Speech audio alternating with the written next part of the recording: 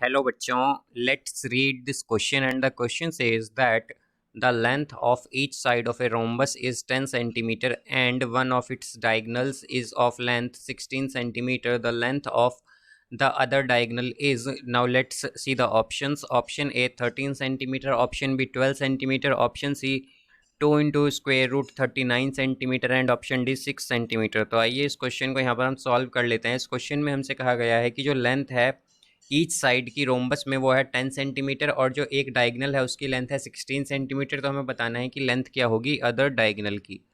तो यहाँ पर हम की कॉन्सेप्ट यूज़ करेंगे दैट इन रोम्बस। तो रोम्बस में हमारे पास क्या होता है, जो डायगनल्स होती हैं, डायगनल्स बाइसेक्ट करती हैं एक दूसरे को। बाइसेक्ट का मतलब होता है कि दो इक्वल पार्ट में डिवाइड करना। तो वो बाइसेक्ट करती हैं एक दूसरे को एट राइट एंगल पर, यानी कि 90 डिग्री पर, राइट एंगल। तो यहाँ से हम अगर अब एक रोम्बस ड्रॉ करें तो हम जानते हैं कि रोम्बस में हमारे पास क्या होता है कि सभी साइड्स क्या होती हैं, इक्वल होती हैं। तो यहाँ पर इसे हम मान लेंगे ये ए बी सी डी। तो हम क्या कहेंगे कि यहाँ पर ए बी इक्वल होगी बी सी के, बी सी इक्वल होगी सी डी के, सी डी इक्वल होगी डी ए के, और ये सभी इक्वल होंगी यहाँ पर 10 सेंटीमीटर के। अब यहाँ से हम अगर देखें तो हमारे पास दो डायगनल्स हैं, एक तो आएगी ए सी और एक है बी डी। तो यहाँ पर हमारे पास डायगनल्स जो हैं वो कट करती हैं एक दूसरे को राइट एंगल पर, यानी कि, या फिर हम कहें कि बाइसेक्ट करती हैं एक दूसरे को राइट एंगल यानी कि 90 डिग्री पर, और ये इनका इंटरसेक्शन पॉइंट, इसे हम ओ मान लेंगे। तो यहाँ से अगर ये बाइसेक्ट करती हैं तो मतलब दो इक्वल पार्ट में डिवाइड करती हैं। तो अगर हमें एक जो डायगनल गिवन है, हम मान लेते हैं कि हमारे पास जो डायगनल गिवन है वो है यहाँ पर ए सी। तो ए सी की लेंथ हम मान लेते हैं यहाँ पर 16 सेंटीमीटर है। तो हमारे पास जो ओ ए और ओ सी हैं वो दोनों इक्वल होंगी, बिकॉज यहाँ पर ये जो डायगनल होती हैं एक दूसरे को बाइसेक्ट कर रही हैं, तो ये दोनों इक्वल होंगी ओ ए और ओ सी, और ये इक्वल होंगी हाफ ऑफ ए सी के। तो यानी कि ओ ए और ओ सी की लेंथ क्या हो जाएगी, हाफ ऑफ ए सी के इक्वल, यानी कि 16/2 8 सेंटीमीटर के इक्वल। तो यहाँ से अब अगर हम देखें तो हमारे पास यहाँ पर triangle, in triangle A O B, तो अगर हम ए ओ बी ट्रायंगल देखें तो इसमें हमारे पास एंगल ओ जो है वो क्या है, 90 डिग्री।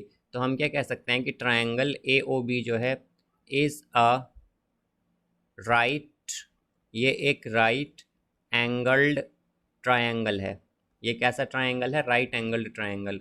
और हम जानते हैं राइट एंगल्ड ट्रायंगल में हमारे पास हाइपोटेन्यूस स्क्वायर इक्वल होता है perpendicular square plus base square के, पाइथागोरस थ्योरम से। तो यहाँ पे हम क्या कहेंगे कि फ्रॉम पाइथागोरस थ्योरम, पाइथागोरस